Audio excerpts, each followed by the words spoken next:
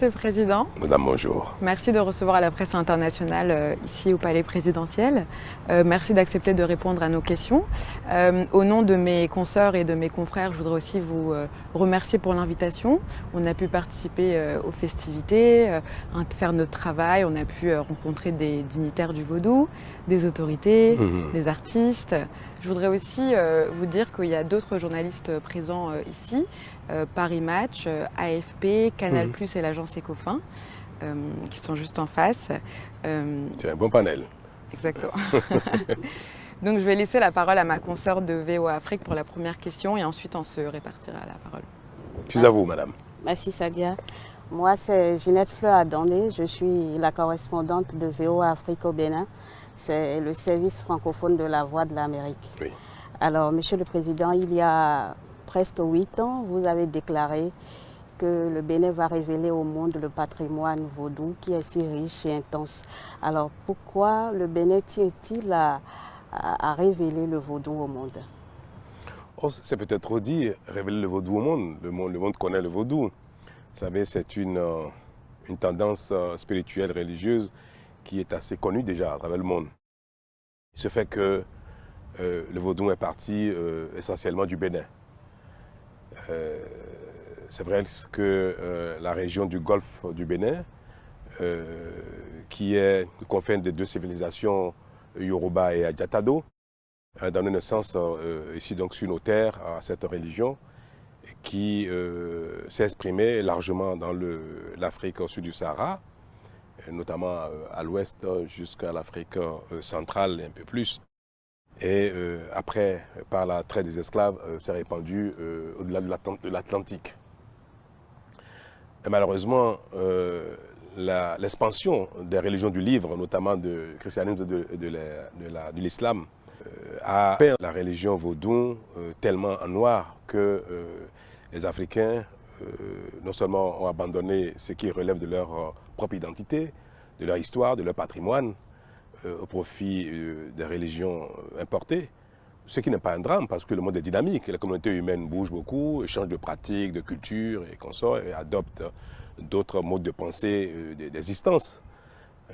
Mais au plan communautaire, ce qui relève de l'identité doit pouvoir être préservé d'une certaine manière. Et ça, c'est utile pour que les communautés, dans le Conseil des Nations et dans la compétition mondiale, puissent s'exprimer avec tout leur plein potentiel. Malheureusement, comme je le disais tantôt, le vaudou a été victime un peu de l'assimilation des Africains par une autre civilisation. Et les religions portent les civilisations. Les religions sont en général le vecteur d'une culture, ou alors la résistance d'une culture. Donc l'Afrique a un peu perdu, notamment ce qui nous concerne, un peu perdu un peu notre âme en cette matière. Même si, au plan spirituel, nous pensons que tout ce qui est de la religion aujourd'hui, nouvelle ou moderne, relève de la foi en un Dieu créateur, puis après en divers véhicules qui permettent de s'adresser à ce Dieu créateur. Pour les uns, c'est Jésus le Fils de Dieu, pour les chrétiens. Pour les musulmans, c'est le prophète Mahomet. Et pour les fidèles du vaudou, ce sont les divinités qui sont l'intermédiaire entre le Dieu créateur et les hommes.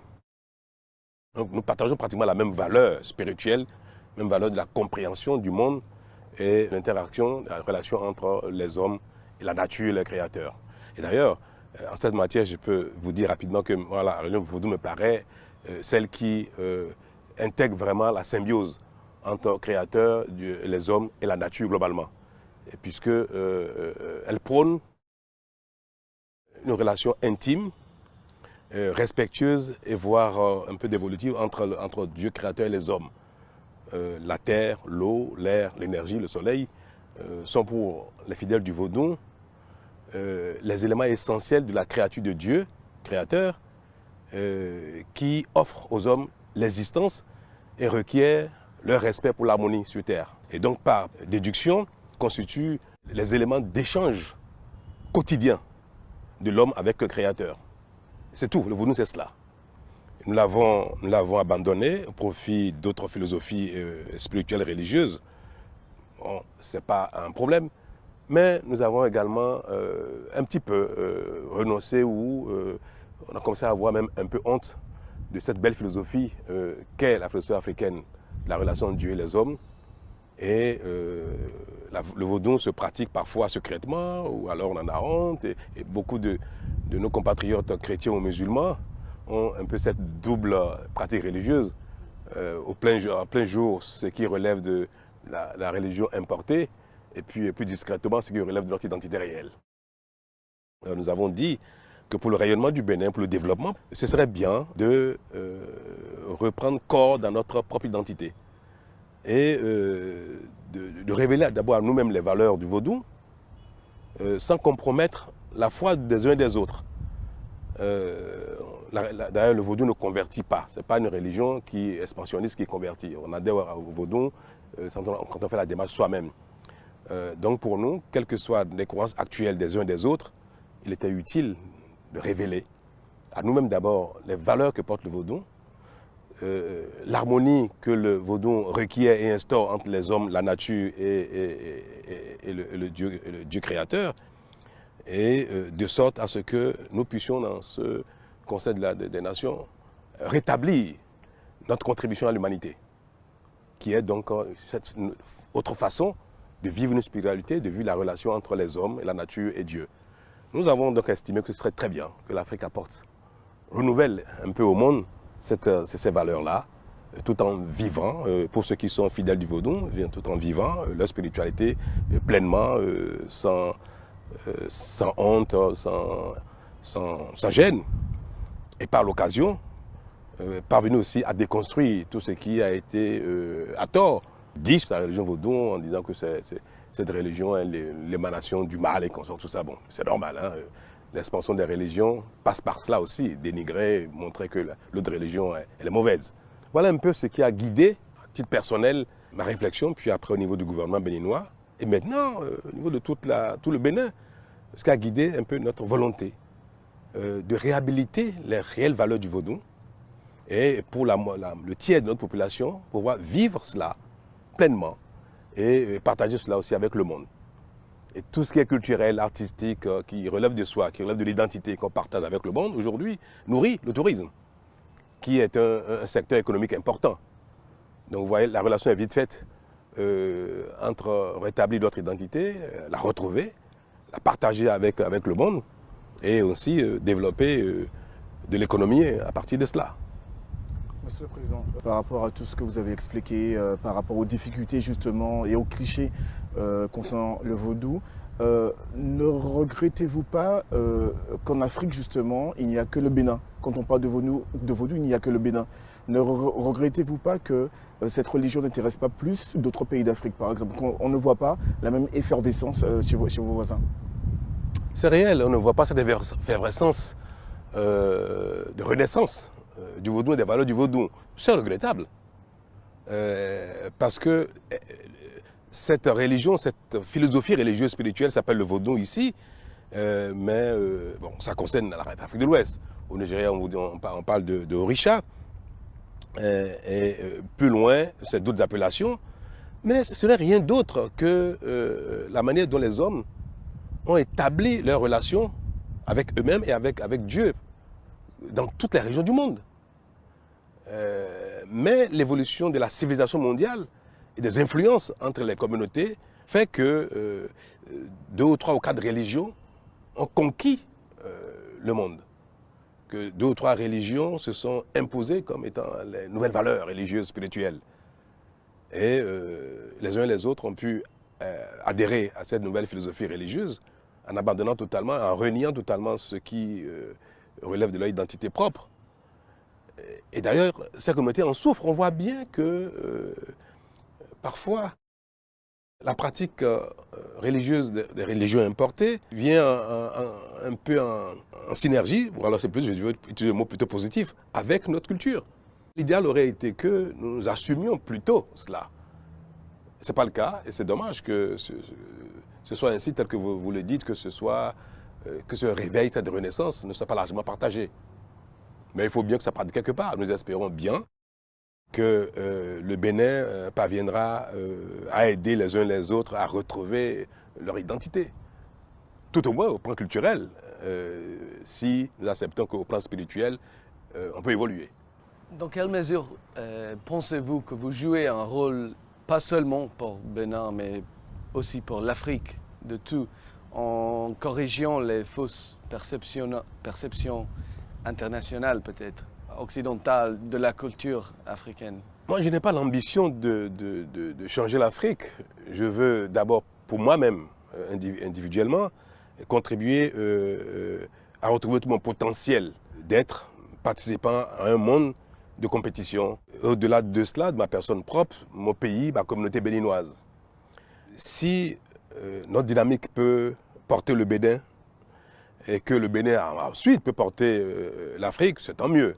Il faut être humble. Hein? Je ne sais pas si le changement sur ce plan du continent africain, de la communauté noire, est pour moi un objectif, je ne sais pas. C'est peut-être que c'est inconscient. Mais nous œuvrons davantage pour le Bénin et si ça peut influencer les autres, tant mieux. Bonjour Monsieur le Président. J'ai une question concernant les différents projets de musées à venir, notamment donc, le musée international du Vaudoun. Est-ce que la conception occidentale de ces musées peut-elle correspondre ou se prêter à des objets africains? Aujourd'hui, le mouvement des hommes, la compréhension, les éléments de langage deviennent un peu universels. On utilise les mêmes concepts pour véhiculer des messages différents. Et aujourd'hui, c'est comme les langues. Si vous voulez adresser votre message à la plus grande partie du monde, il faut le faire en anglais. Et pourtant, on sait très bien comment les langues relèvent des identités des communautés. Néanmoins, vous voulez vous adresser au monde entier aujourd'hui, si vous faites en anglais, vous avez des chances d'impacter un plus grand nombre. Donc, les moyens, les véhicules de communication, les environnements qui sont désormais les plus indiqués pour échanger avec le monde se standardisent. Et les musées que nous sommes en train de construire ne vont pas déroger à cette même règle qu'il faut que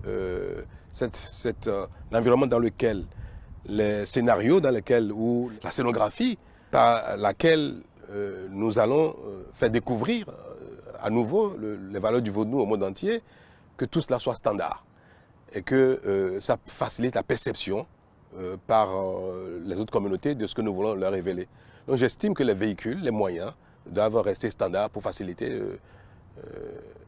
le message. Ces différents projets vont perpétuer après votre présidence, que ce soit les musées, oui, les festivals, les Vaudoun Days, après votre présidence, comment ces projets-là vont-ils vivre? Vous avez dû le constater qu'il y a une ferveur au Bénin et que tout le monde adhère à cette dynamique. Il faut que nos œuvres nous survivent. Contribuer à rétablir les valeurs du vaudou, la culture du vaudou, l'art que véhicule le vaudou. Pour moi, aujourd'hui, est une chose qui est largement partagée par les Béninois. Cela, pour moi, paraît évident que, déjà en mon temps, la dynamique me dépasse, hein, on peut l'observer. Il y a vu la ferveur qu'il y a à Ouida. Il est pour moi donc évident qu'après Patrice Talon, cette dynamique ne va pas s'éteindre. Au contraire. C'est mon espoir et c'est d'ailleurs mon espérance. Monsieur le Président, quelle est la stratégie du gouvernement pour rendre le festival du Vaudoun international? Si vous avez l'habitude de venir à la fête du Vaudoun, vous avez dû constater qu'il y a un nouveau modèle pour la fête du Vaudoun et pour les festivités du Vaudoun. Jusque-là, c'était seulement dans la journée que les uns et les autres se promènent à Ouida, visitent les temples, vont sur les places pour découvrir le rythme vaudou. Mais depuis cette édition-ci, qui est la toute nouvelle de cette nouvelle dynamique, nous avons présenté aux participants une cérémonie vaudou. En termes de cérémonie, ce n'est pas vraiment un rituel vaudou, pas en tant que tel, mais c'est expliquer aux participants ce qu'est le vaudou, quels sont ces concepts aussi bien spirituels que sociologiques. Et par cela, notre intention est de simplement révéler entièrement au monde entier ce qu'est le vaudou, ce qu'est la pratique. Et par ce moyen-là, je ne dirais pas conquérir, mais attirer davantage la curiosité des uns et des autres, un peu comme quand on va dans certaines régions d'Asie, découvrir l'hindouisme, découvrir les temples, aller assister à une crémation des morts dans le style balinais. Et donc, faire en sorte que le vaudou, ou ce que véhicule le vaudou comme art, comme mode de vie, comme culture, intéresse de plus en plus le monde entier, que les gens viennent donc découvrir le vaudou dans ses diverses facettes, même si la spiritualité n'est pas notre principal intérêt. D'ailleurs, le Bénin est laïque, l'État est laïque, et nous n'avons pas à faire la promotion d'une spiritualité contre une autre.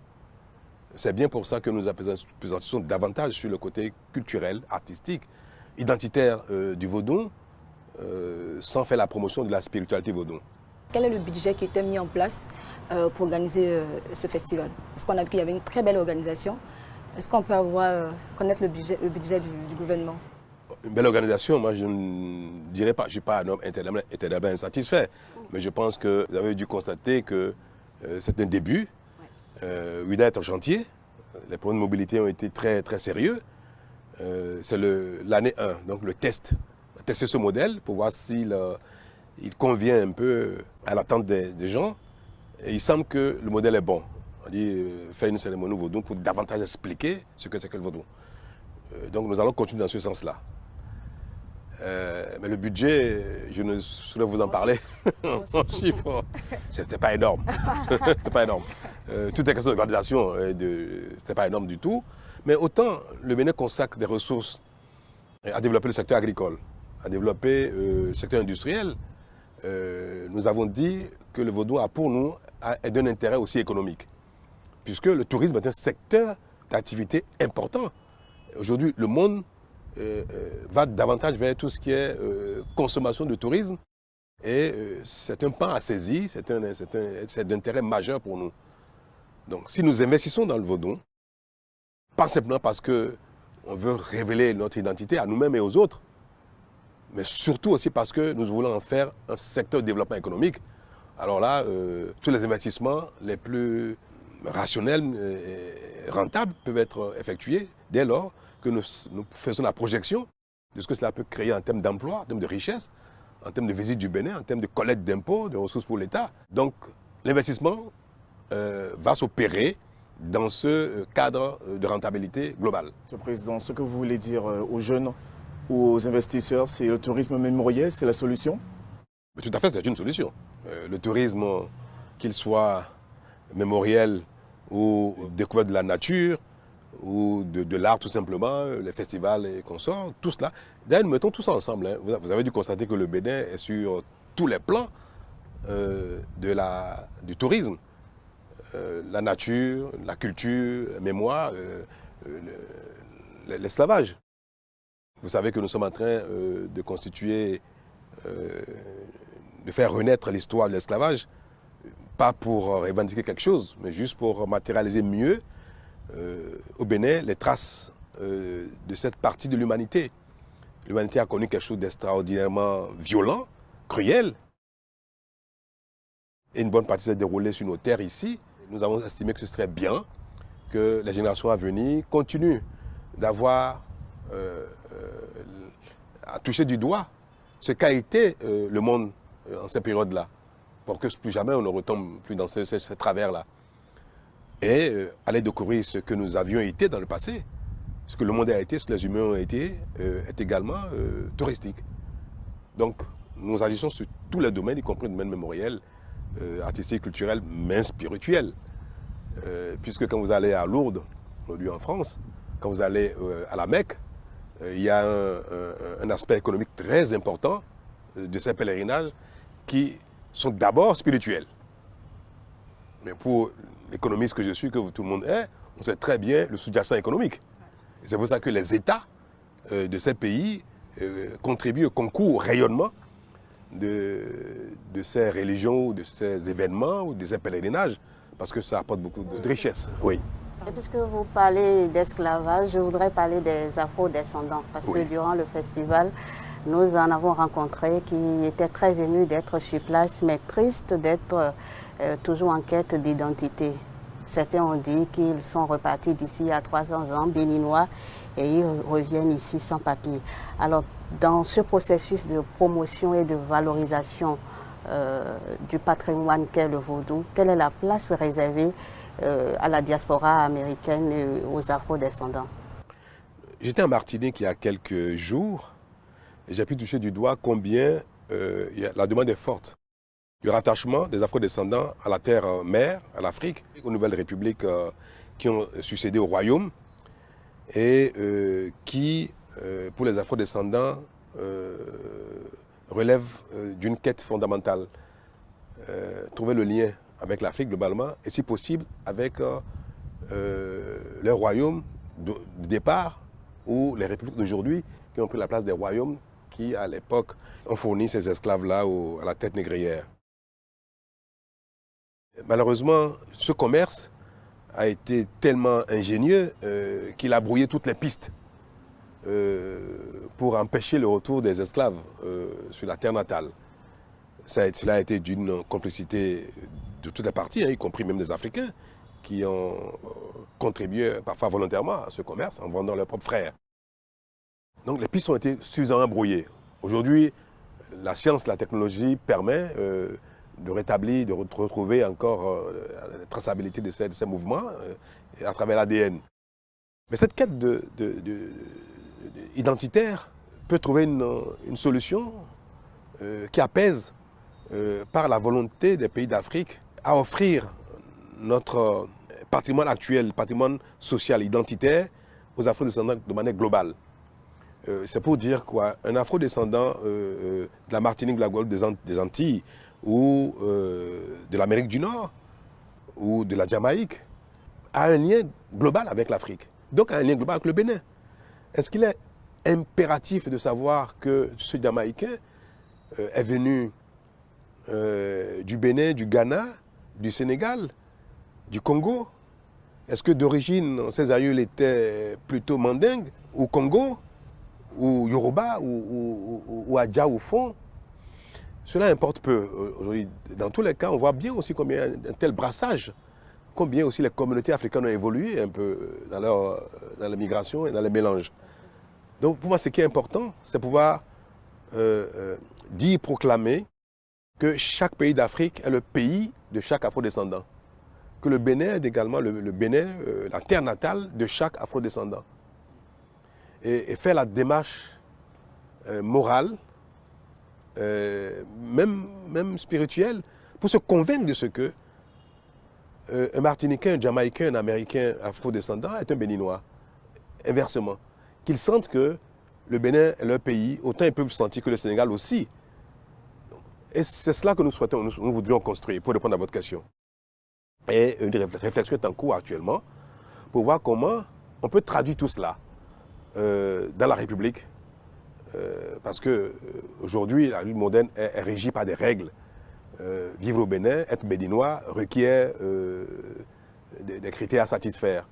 Mais comment on fait le lien entre ce besoin mémoriel avec les lois de la République? Les chemins sont possibles et nous allons bientôt exprimer ces solutions que nous avons trouvées pour donner une réponse concrète à ce besoin-là, pour nous-mêmes et aussi pour les afro-descendants, que le Bénin est le pays de tout afro-descendant qui se sent béninois. Monsieur le Président, justement, on parle d'un rayonnement international, un pays qui peut accueillir les afro-descendants. Moi, je voulais parler du tourisme local. Qu'est-ce qui est fait pour que le tourisme local? Qu'est-ce qui est fait pour que les Béninois puissent découvrir, redécouvrir leur pays?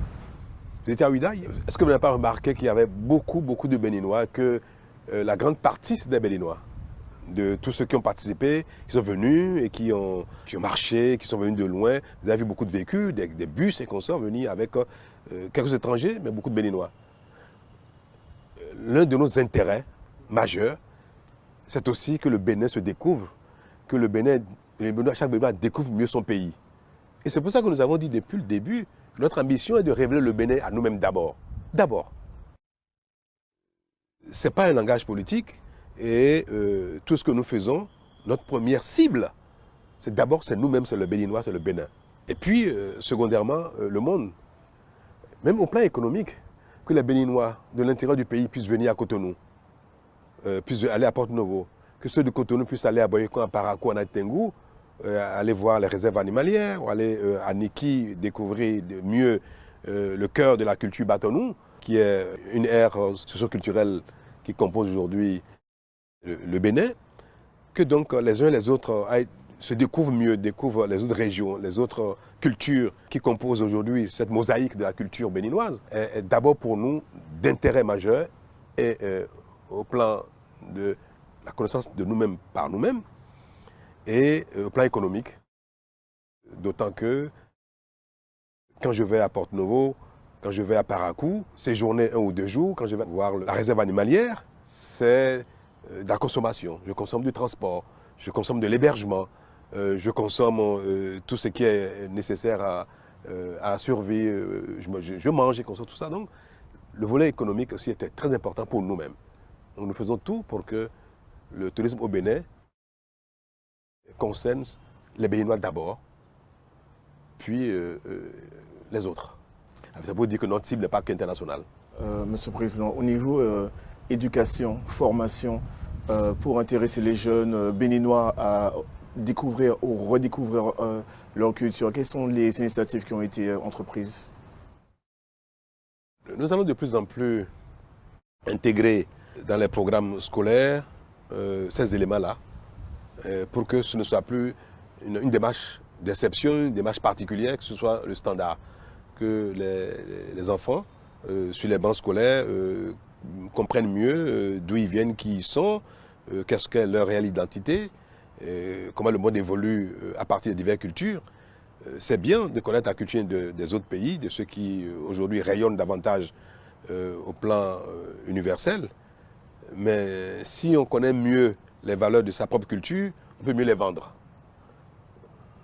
Et donc nous avons grand intérêt à ce que les Béninois sachent qu'ils ont quelque chose aussi à apporter au reste du monde. Et ça, il faut que ça devienne une démarche ordinaire, normale, donc à travers l'éducation. Nous sommes en train donc de travailler à cela pour que dans notre quotidien, toutes ces choses-là soient dans l'éducation des uns et des autres, aussi des enfants que des adultes. Est-ce que vous n'avez pas peur que les autres religions vous accusent de prendre parti? Bien sûr. Je mesure le risque. Bien sûr, je mesure le risque. Vous savez, les religions sont en compétition. Moi, je suis chrétien, catholique pratiquant. Mais je vois combien mon action actuellement peut heurter l'intérêt de la propagation de la foi chrétienne. Puisque chaque religion a pour vocation de diffuser la bonne nouvelle, d'avoir davantage de fidèles, parce que ce que les prophètes, ou le Créateur ou Dieu attendent de chaque fidèle, c'est de faire des autres les fidèles de la religion. Donc la mission d'un chrétien normal est de diffuser la bonne nouvelle chrétienne. Donc ma mission en tant que chrétien, c'est d'abord celle-là. C'est apporter la bonne nouvelle aux autres musulmans, aux autres fidèles de la religion vaudou, leur apporter la bonne nouvelle chrétienne. Et ça, c'est ce qui relève de ma foi et de la recommandation, de l'attente de l'Église à mon endroit personnel. Donc, il est évident que le clergé catholique doit trouver dans mon action peut-être quelque chose qui n'est pas conforme à ce que l'Église attend de moi. Mais au-delà, moi, de ma foi, de la pratique de ma foi, je suis dans une charge aujourd'hui qui recommande que je travaille aussi bien pour les chrétiens catholiques, que ça aussi pour les musulmans, pour les évangéliques, pour les fidèles vaudous, d'abord. Puis deuxièmement, je dois identifier tous les facteurs de développement économique. Donc si pour les uns et les autres, tel aspect de tel courant religieux est d'un intérêt économique important, ou un intérêt culturel, artistique important pour mon pays, j'ai l'obligation, dans ma charge, dans ma fonction, d'utiliser les ressources publiques, d'utiliser les attributs d'État pour faire la promotion de tout cela parce que c'est d'intérêt global. Donc je fais bien la distinction entre ma foi, ma religion, les prescriptions de ma religion avec mon rôle qui est d'aller chercher partout où il y a un intérêt économique, un intérêt d'épanouissement, il y a un intérêt de développement. Partout où cela existe, il y a le devoir d'aller chercher et de promouvoir cela pour que, au-delà de la foi, les Béninois vivent bien économiquement, gagnent de l'argent, qu'il y ait des emplois pour tout le monde. Malheureusement, l'emploi n'a pas de couleur, n'a pas de foi, n'a pas de religion. Donc je mesure bien la complexité de la chose, mais les plus grandes actions sont celles qui sont complexes. Monsieur le Président, on va passer le relais à ma collègue de Brut Afrique pour un nouveau format qui s'appelle le format selfie. Et vous êtes le premier président africain à vous prêter à ce jeu. Donc je vais vous laisser avec... Je ne sais pas si je vais m'y prêter. Je ne sais pas. On m'a dit que vous êtes fan de Koffi Olomide et je pense que vous connaissez sa chanson Selfie. Donc, ce qu'on va faire en autre format, en interview avec vous. Est-ce que Monsieur le Président dites-moi ce que je dois faire. Je me lève? Oui. Et voilà. Alors, très rapidement, moi je salue, parce que cette vidéo sera vue par plusieurs personnes, plus précisément les jeunes. Et quand je finis, je mets la caméra sur vous et puis je commence à vous poser des questions. Ah. Vous prêtez au jeu? On va essayer. Alors, c'est parti. Hello Brut, j'espère que vous allez bien, c'est Christiane et je suis en compagnie du président du Bénin, Monsieur Patrice Talon. Oui. Comment allez-vous, Monsieur le Président? Je vais très bien. Un peu fatigué parce que les 3 jours étaient un peu éprouvants pour moi. Ouais. Justement, on va parler du festival du Vodun. Est-ce qu'on peut savoir la vision du gouvernement en organisant ce festival? J'aime pas beaucoup le mot festival. Okay. Parce que le festival a un caractère plutôt spectacle festif que identitaire, que spirituel. Et le vaudou, même si c'est sa partie culturelle artistique que nous voulons davantage révéler, ne pouvons pas réduire la pratique des fidèles du vaudou essentiellement à sa valeur artistique et culturelle, même si c'est cela que nous voulons promouvoir. Donc les fidèles et le clergé de la foi vaudou ne souhaitent pas que le vaudou soit simplement utilisé pour cela. Donc nous respectons bien cela, et un peu comme les de religion. Quand on va à un pèlerinage à la Mecque, ce n'est pas simplement pour le côté économique que l'État prête main forte à la bonne organisation du pèlerinage à la Mecque. Donc nous participons à cette organisation, nous sommes à l'initiative même, aussi pour que le vaudou soit connu dans toutes ses valeurs. Valeurs sociétales, valeurs spirituelles, même si ce n'est pas pour convertir les autres au vaudou. C'est pour ça que nous appelons cette période-là, d'abord la fête du vaudou, puis tout doucement nous appelons Vaudou Days. Et puis à la fin, on appelle ça la cérémonie vaudou, même œcuménique, la cérémonie vaudou. D'accord. Monsieur le Président, c'est quoi votre message à cette jeunesse-là qui a oublié sa culture, sa tradition surtout, et à cette jeunesse en général africaine, mais en particulier du Bénin? Quel est votre message? C'est simplement d'oser redécouvrir ces valeurs ancestrales, ce qu'a été la pratique religieuse, spirituelle de nos ancêtres, et qui continue de véhiculer les mêmes valeurs que les autres religions d'aujourd'hui. Valeurs de paix, de développement, de grâce, de solution aux problèmes des hommes. Et mon souhait est que les jeunes du Bénin et d'ailleurs redécouvrent ce vaudou avec toute sa beauté, ses grâces et ses valeurs. D'accord. Ouais. Donc pour terminer, on ne peut pas parler de culture sans parler de sport. Et qui parle de sport, pas de foot. Oui, et qui parle de foot, pas de la Coupe d'Afrique des Nations. Oui. Malheureusement, l'équipe nationale du Bénin n'a pas été qualifiée. Prochaine édition. Ok. Donc selon vous, qu'est-ce qui a manqué à l'équipe pour lier de son absence à cette 34e édition à Abidjan?